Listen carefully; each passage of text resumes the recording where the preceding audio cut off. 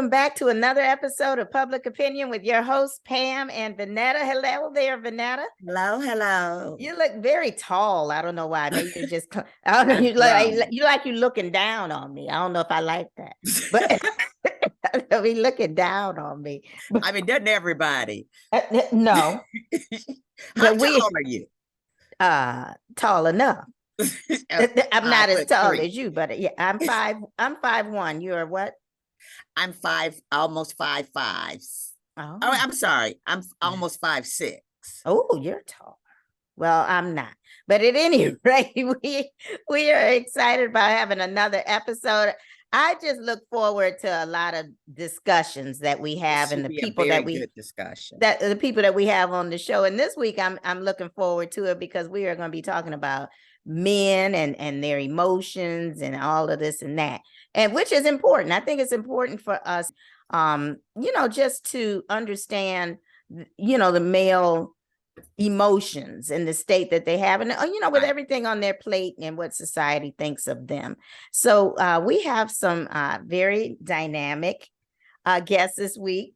One of our guests, is my son Bryan, and so we also have another gentleman. How did you secure him? Yes, how did I get him? And then we have another gentleman who's going to be on this show to discuss this. So I'm looking forward to this discussion. And please continue to watch us when we just have our own conversations, when Vanetta and I have our tea times. And every now and then my daughter and I get together and we have discussions as well. So just continue to follow us on Facebook as well as on YouTube and Instagram. But we are going to get started and meet our guests for this week. So let's get started. Our first guest is Sir William. Sir William is a meditation coach certified from Harvard and FIU since 2018, bringing Rasta Chai meditation genre to the public has been Sir William and his team's mission. Rasta is an acronym for Release All Stress, Tension, Anxiety, which is needed in the world greatly. Utilizing his nonprofit organization, Hattie's Helpers, to spread love to the community in many ways in Cleveland, Ohio, that has been a driving goal for him. Next, we have Bryan Morton. Bryan is a relations manager at JP Morgan Chase Bank. All right, so let's get started and meet our guests for this week. All right, so thank you all very much for agreeing to be participants on the show this week. I'm really looking forward to this discussion and seeing what you all have to say about the public opinion question. And it wouldn't be public opinion if we did not have a public opinion question of the week. So let's see what that question is. Does society prevent men from expressing their emotions? What does the new man look like? And can he be vulnerable? All right, so I want you all really to answer the first part of that question. And then the second part we're going to talk about during the actual panel discussion. So I'm going to let Sir William go first, and you have 2 minutes to answer the question. Go ahead. Does society let men express their emotions? I would have to say not really if we're talking about society. Just because it's not really accepted or used to. When I'm thinking about society, it's like, all right, what is society used to? What's accepted? And it's always not really, people aren't used to it. So therefore, if I'm expressing my emotions, I'm not used to expressing my emotions. People aren't used to hearing men express their emotions or what's really going on. So as a societal standpoint, it's taken differently or awkwardly. We're not as used to hearing the man's point of view, his trials, his what's really going on, per se, kind of compared to women. It's like we used to hearing them out, listening to what they're saying. The women is used to expressing how they feel. And, society just isn't used to hearing, the men's emotions. And then sometimes it could be so much as well. So it's like the quiet kid It's like, oh, he quiet, but then it's like when something happens, it's like, yo, something's up, you know what I'm saying? So then it could kind of take people by surprise. All right. All right. Now, Bryan, I'm giving you 2 minutes also. Go ahead. I would actually kind of say on the flip side, I think that to your point, that I would disagree on it, just because I would say that now more than ever, men are now being looked at to like show their feelings. Now you do make a great point as to like, growing up, like, it's always like, boys don't cry, suppress your feelings, keep that in. I will say you have probably had a changing of the tide over the last, I'd say 5 to 6 years, just in regards to just, mental health. And, a big proponent of that is a lot of the athletes, especially, have been very big proponents on mental health. But more importantly, like, you see public figures. I think back to, President or former President Barack Obama crying during, Sandy Hook when that happened, and like, seeing him shed a tear, or, you had former Congressman John Boehner always crying all the time. And in the past, it would be looked at as to like, oh, you're too soft, or why is he crying? But I will say, unfortunately, in our community, and that's in the Black community, we often are we're told, or not just told, but like we suppress our feelings a little bit more than some of our other counterparts. So, I mean, I definitely agree in regards to like when you're looking at certain segments of different communities, especially in the Black community, we definitely keep our emotions on. If you hear people talk about going to a therapist, we might like look at them like, why are you doing that? Opposed to, you do see a lot of other people where, going to a therapist nowadays is just like, like going to the doctor. So I think that in the past, things have been a little bit different, but now moving forward in the future, definitely it's changing. It's just not changing quick enough.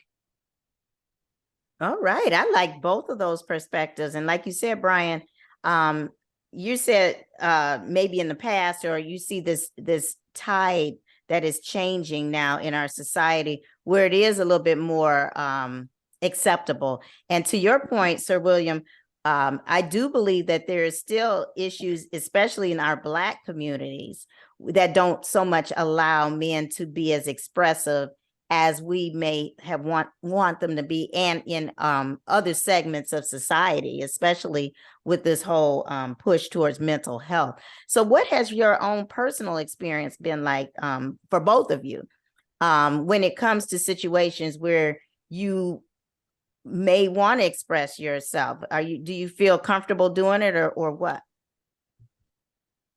And William, you want to answer that? Let me see. I'm thinking, do I feel comfortable expressing myself? Not really, just because of repetition. Like, we feel comfortable with what we repetitively are used to. Mm-hmm. And so you're not used to, what I'm saying, expressing your emotions and all that. Even thinking deeply enough.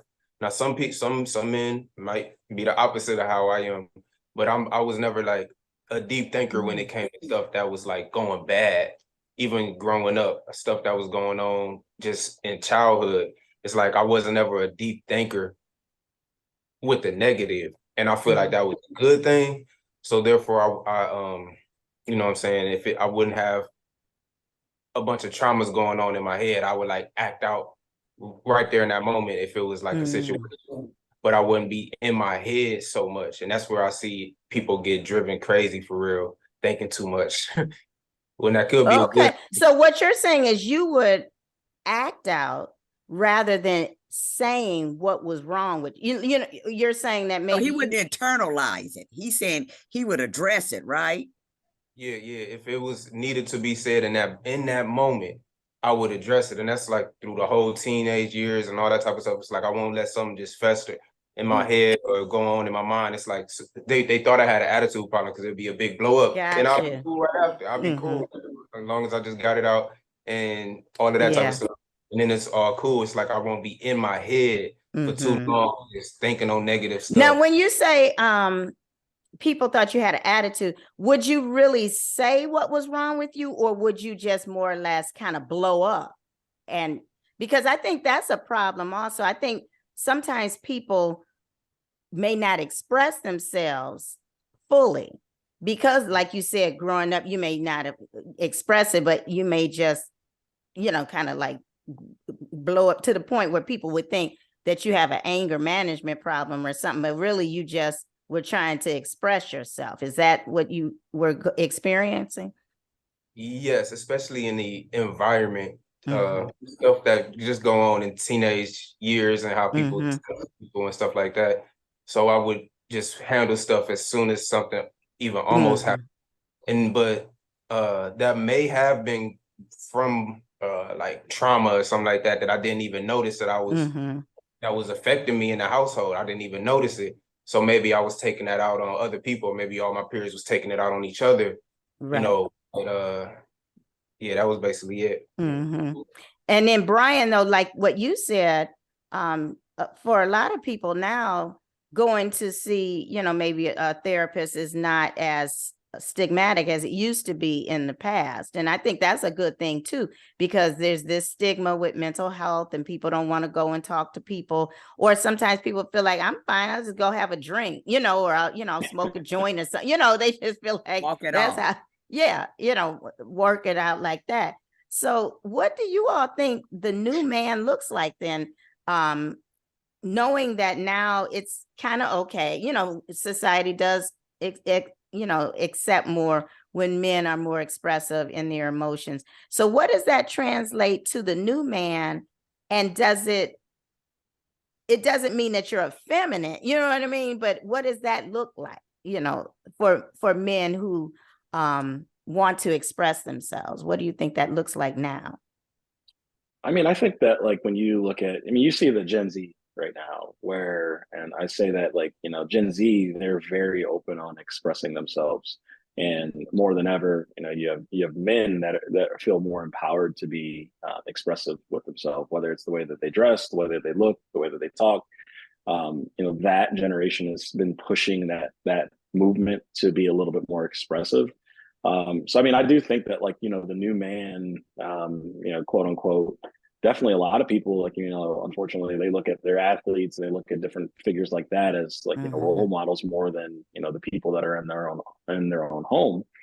And when you look at that, where it's like, all of these athletes have a different medium where they can actually express themselves, whether it's, via a podcast like we're doing right now, or, being more vocal, out in the community. Definitely think that when you are seeing a lot of men, especially, and, white men, black men, you name it, I look at Kevin Love. He was a very big proponent of talking about mental health and those issues. Unfortunately, at the end of the day, like human beings sometimes don't want to admit that they have a problem or that they have an issue. But so like, Sir William was saying that, sometimes it could be looked at through aggression sometimes, especially with men. Because I mean, if you look at the statistics, especially with, people who are committing mass murders, they're typically men, and men are typically suppressing a lot of our anger, a lot of our emotion and then you blow up at the last minute. And, then you want to look back and like, man, maybe I should have made a difference. Or, domestic violence issues typically occur because, people are not expressing how they feel to one another. And then all of a sudden, they take out their anger on one another. So I think there's different, areas where people are, able to express themselves. I do think that the new man has those avenues, but unfortunately, again, like, socioeconomic benefits, when you look at it, where especially still in the Black community, if you don't have, a different job that can afford you the ability to go and speak to a therapist or go and speak to somebody that you really feel comfortable with, you'll see that difference, obviously, when you look at the white community and the Black community having those resources necessary to just go out and talk to somebody, but really not being like, excuse my French, where like you're being called a bitch by acting a certain type of way, because that's how, people look at you if you are coming across as being soft. So, I just use that as an example of just like, language that people use, those things as well, growing up. And I think that hopefully that's going to change in the future, but there's still a little bit more work to be done. So the narrative hasn't changed that much. Usually for our men for therapy, it's a reaction to something that has occurred negative. You end up in therapy through the penal system or through out a behavior that was so negative that you have to go to therapy. As young men, do you ever say to your friends, like, maybe, man, you should go talk to someone, that there's a better way to handle this? I mean, is that part of the conversation? Yeah, that is interesting. Like, William, with your, like, with your peers or whatever, your friends, do you all talk about like your emotions, or like you if you have a friend, you say, hey man, what's going on? You can tell something's wrong. Do you find that they open up to you, or is that something that is normal that, you know, amongst especially men of your age? Yeah, yes, we really sometimes have one-on-one conversations, and that's when it can get the real stuff, the deep, you know what I'm saying, what's really going on, situations and all of that type of stuff. But I like what you said, you know what I'm saying, Vanetta, when you said, do we take that step to say, you might want to get therapy, or have you thought about getting therapy? I don't think that we've said it that much. Now, the conversations are very helpful when we're talking one-on-one, because you get it out, you know what I'm saying? You're talking to your bro, you get out what's on your chest, or, you know what I'm saying, you hear what the bro is saying, and then you give good logic and understanding of a situation. But we don't, well, in my experience, we don't suggest therapy unless it's like somebody who really, really need it. Then I might have said something to somebody who was like so far off. But then before it gets to that point, like you said, the preventative, you know, has to. I ask you though about your bio, and because I thought this was interesting, how would you utilize meditation in dealing with your emotions, and explain what it is that you do as a meditation coach? Okay, so meditation coaching, it came from a depressive time, just gun violence, and one of my god brothers had passed away in 2015, and so all of that plus poverty can create a feeling of depression, and I like to end stuff quick as soon as I feel stuff. So even internally, so as soon as I felt that, I took the whole prayer, the whole worship, everything that I was already into studying and stuff like that, and doing. I took it to a new level because now the depression is hitting. So the meditation has helped with the deep breathing, and also in spreading it in different programs and schools, because there are hotheads out there. So you put all generation of hotheads, and they're more able to just speak their minds all the time. That emotional type dudes who's hot-headed in the DNA. We gonna need some meditation. We gonna need some deep breathing. So I studied the science of it. Once I noticed how it worked for me, it grows the gray matter in our brain, and that's emotional stability, that's decision making. There's so much going on when you do take the deep breaths, including brain growth with the gray matter. So it's a bunch for the youth to take into consideration. Okay, so that I like that. So meditation is a way also of dealing with your emotions, based upon what you're saying. And I have a lot of people that I have on my docket as a magistrate, and one of the services that they have to go to is anger management. And there seems to be a big problem with anger management. And I do believe that some of it does come because people don't understand how to deal with their emotions. And that's some of the things that they teach them when they go to these anger management classes. And meditation is one of the things that people have told me that they told them to do. Journaling, you know, writing things down. A lot of times people don't even understand anything about, you know, sit down, write down your thoughts and your feelings, so that you can express them and take time. And like what you said, take a deep breath and step back and think about things before you say it. And so I think that's helpful for everybody, not just men, but I do believe that men can help them, you know, to express themselves, is to do meditation. First of all, think about what I'm going to say before I say it, write things down, and not be afraid to just tell people, look, I'm not having a good day. I'm feeling depressed. Like you said, nothing wrong with saying, you know, I feel depressed. And so I do believe that this new man and the way people approach in society is to be a little bit more accepting of the fact that men do have feelings just like everybody else. There's But I nothing think the wrong with it. healthcare system is changing as well for this new man, as we call him. We have wraparound services. We understand that physical health is connected to mental health, and mental health is also connected to social economic status. So these are wraparound services. And once we combine all of those, I believe you work with the full person. Just because my heart is ticking doesn't mean my heart isn't broken. Right. Yep. That's so very good. I think, yeah, Timmy, to your point, Vanetta, I mean, you make a good point where, I think a lot of these companies, they actually, find that, it starts kind of sometimes with that mental health.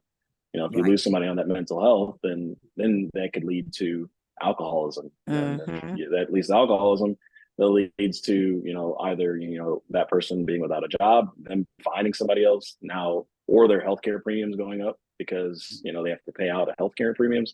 So when I haven't really kind of thought full circle on that, what you just said, but that kind of does make sense when you look at it, because at the end of the day, it's another thing, just like anything else, like, the mental health doesn't just stop with like, one race, it affects everyone, you hear, and it's crazy where you'll see like, CEOs and these large people who you hear committing suicide all the time. And you're like, how does this person do that? And they make all this money, but it doesn't matter how much money somebody's making, like you said, the heart could be beating, but it could also be broken. So definitely think that that's a good point. Yeah. Also remember it was something about going into yourself as a man. We need to admit that we have that. Some people saying, yo, sir, you gotta act like you really like be blowing up sometimes, you know what I'm saying? I'm just thinking, I'm just being myself, protecting my family and all that type of stuff. But it's more than the average person would do in that situation, which is a good thing when we grow and become leaders, because now we do be the best we can with all of our heart. But before that point hits, these teenagers need to know, have coping mechanisms, and also admit that you got anger problems. Admit it to myself. If whatever the problem may be that we dealing with, admitting it to ourselves is that first step, and that's the word that's being spread around. You know what I'm saying, with the mental health wise, with emotional stability among the men, like admitting it ourselves. Yeah. You have to admit that we don't have an answer for everything. And that's another thing. I think men, we tend to want to look to you all as our protector, as the person that can't be vulnerable, because we need you to be strong, and so there's nothing wrong with saying, I don't have all the answers for anything, but I'm gonna do the best I can, rather than just creating a wall basically and not letting people in. And I think, I'm sorry, go ahead. I mean, no, go ahead. I now start thinking about just like how people are raised, now more than ever, you have the new generations raising kids. Myself, I'm a new father, and I look at how do I want to raise my child? Or, you look at how do people, or how were we raised? And even, my generation being, I'm 33 years old, we are raised where it's, men, suck it up. Just the term, suck it up. Don't cry, go out there, rub some dirt on push through. You'll be all right. Push through. Don't cry. Now, and then women typically, or girls growing up, would be, coddling more than ever, where it's like, they skin their knee, like, go running towards them, seeing what's going on. And like, it starts ingrained in us at such a young age, where then you just learn that, like, well, this is how it's supposed to be. And then it's hard to kind of like, get rid of those layers over the years, when you're often told or taught that this is just how, it's supposed to be. Now, I do think that we're doing a better job, obviously, now more than ever, where, we're kind of blurring those lines, where it's like, just because you're a man or just because you're a woman, we both have the same emotions. We both can be feeling the same type of a way. And that person is not lesser just because they are crying or that they are expressing themselves differently. Right. Men do that to their sons. I remember my little boy broke his arm playing football, and my son was like, my husband was like, if you can get up, walk off this field. I was like, you don't have to walk off this field. They got a stretcher right here. But he was like, get up, walk. And I mean, and then the crowd applauded because he walked. But that was unnecessary. He was a little boy. He was 9 years old with a broken arm in 3 places. Okay. Right. They are told to suck it up. What's wrong with you? Okay. Just carry your arm behind you. Just get on off this field. I mean, it's just a difference. But I also think, which is very important for anyone's health, men, women, children, is that we don't think of going to see a therapist as you're crazy, as you're the person who's walking down the street talking to themselves or howling at the moon. Just sometimes you need another perspective or just some support in where you are. We have to change that narrative of thinking that it's only because you're out of control. Mm-hmm. Yeah. And I think sometimes you have to have that support from the people that you surround yourself with. I mean, you have to surround yourself with good friends that can know when something is wrong and just could be that sounding board for you to just talk to.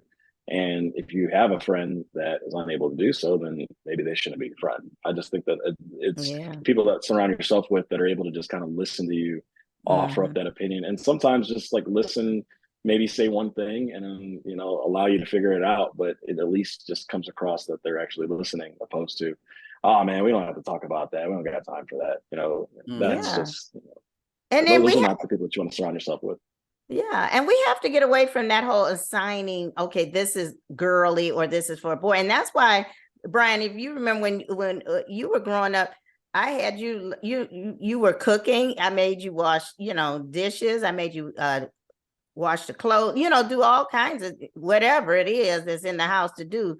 You have to do it. It's not just like, okay, this is for the girl to do, this is for the boy to do.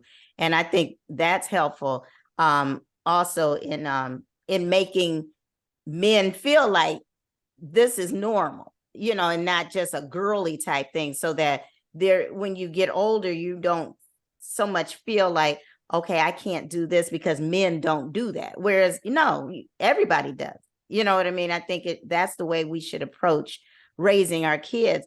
Also, I've always thought that it's just important to be mindful of our mental health early and to make sure that we're taking care of our mental health at a very early age, so that you don't get to the point where, you don't know how to recognize that certain things might, be wrong, or that you need to go and talk to somebody or something like that. And go ahead, William. We had lost you for a minute. Let me see. So, all right. So I'm a teacher. So I'm teaching K through 8th. I'm noticing that the younger generation, they're a little different, especially I was born in 90 as well. I was born in 90. So it's like our generation, I'm noticing the big difference between how we were in elementary and how they were in elementary. And it's kind of a huge difference. One of those are with the way that they express themselves emotionally. Sometimes it could be through the roof on a whole nother scale. And like I said, if we can cultivate society and motivate them to be leaders early and motivate them to be serious and really unify with each other, all that energy will be good. But it's also a turn if you have the boys being overly emotional. You can't have that, because we know what ages they're walking into, about to be teenagers, and what's out there for them. And so and how much pressure that we under as teens. So if you got that high level of emotion without the balance of the deep breath, that's why I get into the science of it. How it affects us to a cellular level just by taking long, deep breaths through the whole day. And I tell the students, it grows your brain. It grows the gray matter inside of your brain.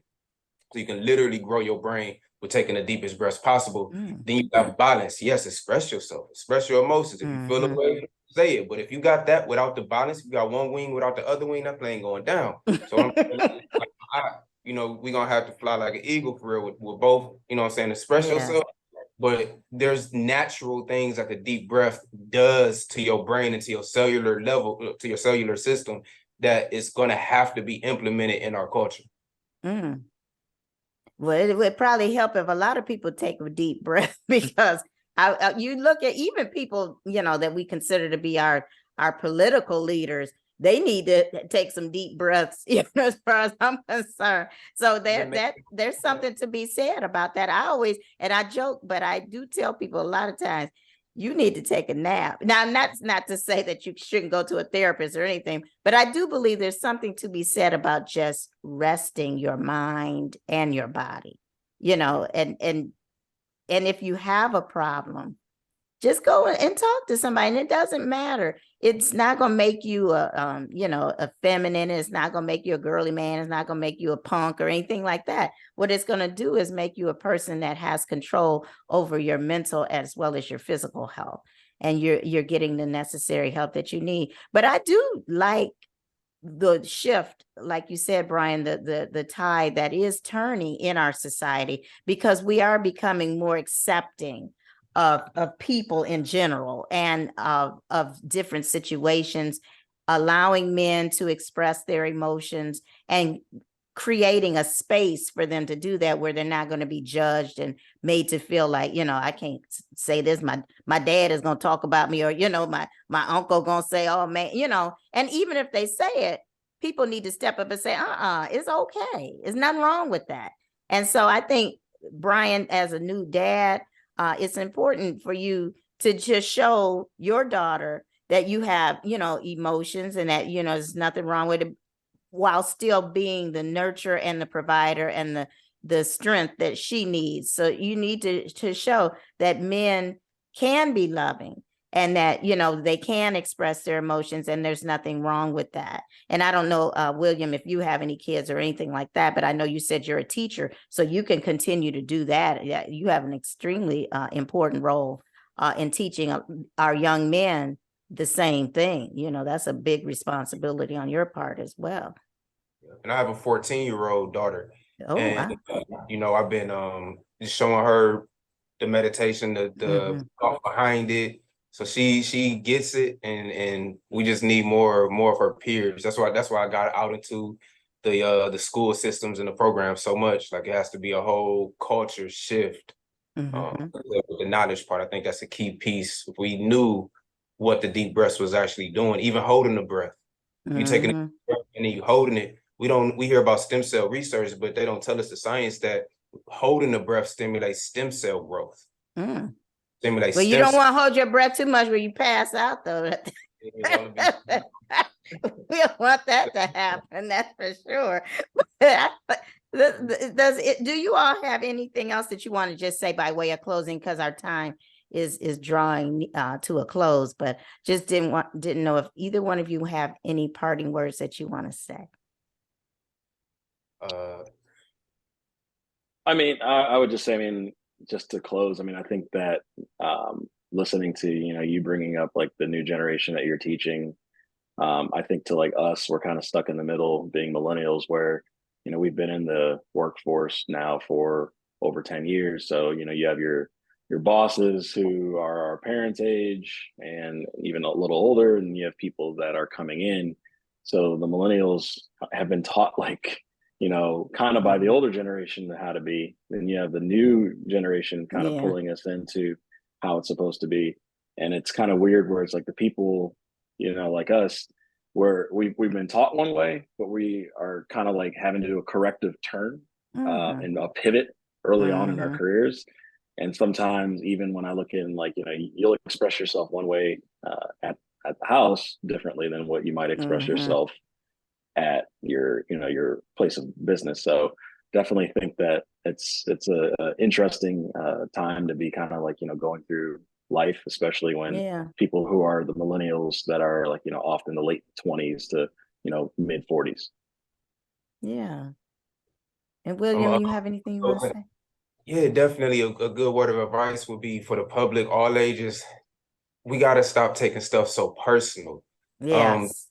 So easily offended, because on a community journey, you're gonna run into little stuff that shouldn't even be taken at that seriously. That, like I said, I wasn't a big thinker growing up. I think that's because stuff can get into people's mind and they'll get easily annoyed or all of that stuff. And that's serious. You know what I'm saying? So that was one of my things.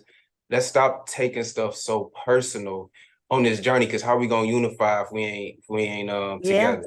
I think, and we had a show, some about that, has social media and everything caused people to start taking things too personal. And I think it's because of the facts that you have likes and all of this, and people, all are so wrapped up into having friends and having followers and having all this and that. And then people say this, and it gets into social media, and you're right. And people take everything too seriously. And I think you do need to take a step back and just enjoy, the view without having to get all wrapped up into what somebody else is saying about you or what they think about you. And I think that really, to wrap all this up, speaks to men. And because if men weren't so concerned maybe with how other people perceive them, then maybe they would have that space to really just express themselves in, and we have, as a society, have to create that space for them to just feel like they can just open up and be the person that they really authentically are, and that they can be. So this has been a great discussion. Thank you all again so very much for being participants on the show. See you next time. Thank you. Oh, Vanetta, that was an interesting conversation. I like how we had two different perspectives, really, but actually they kind of came together. But I think that what's good about it is that everybody has an opinion, and they showed it, because one was far more conservative, and the other one was like expansion of the universe type of attitude. Yeah, but you know what? Is whatever works. And I think that's what's important. What's important is to not bottle up your feelings. Correct. And now I do believe that this is the best time. Actually, this is the society that we're living in now. I think is the best time for men to really look in and see who they are and be able to feel comfortable in expressing themselves and not being judged and not being called, whatever names that people have often called men. I think as we as new generations usher in, as how we raise our boys is different. And it's very important that men are allowed to express their emotions, because as I said earlier, physical health has a great deal to do with mental health. It sure does. And I mean, you can feel, let's say if your body is in tip-top shape, but you're depressed, then you still don't get out there and exert yourself. Right. You don't get the opportunity to show that great prowess off that you have, because you're shut down, you're closed off. Right. And one thing I can say about both of our husbands is that they have never been really afraid of, they may not communicate as well, but as far as the expressions of emotions, they neither one of them have any problem. And I am guilty of calling my husband, girly and things like that. I know you have. Okay, and yours as well. I've said it, and I'm wrong. Okay, yes, you are wrong. You are so wrong. I have learned. I'm learning as of today. I will not make that choice anymore. But I come from a different generation. I never saw my father ever shed a tear, ever. Yeah. And I don't cry as much as my husband cries, but it's just is me though. He always says, feeding it to what I'm saying. He always calls me a gangster. You just a gangster. You got to rock for a hard. That's all I always say. Ice water running through my veins, but none of that is true. And if you none of it is true. But if you enjoyed this show and if you enjoy watching us, continue to watch us on YouTube as well as Facebook. And if you don't have time to watch the show, listen on the go wherever you listen to your podcast. So until next time, we'll see you for another episode of Public Opinion. Bye-bye. Bye.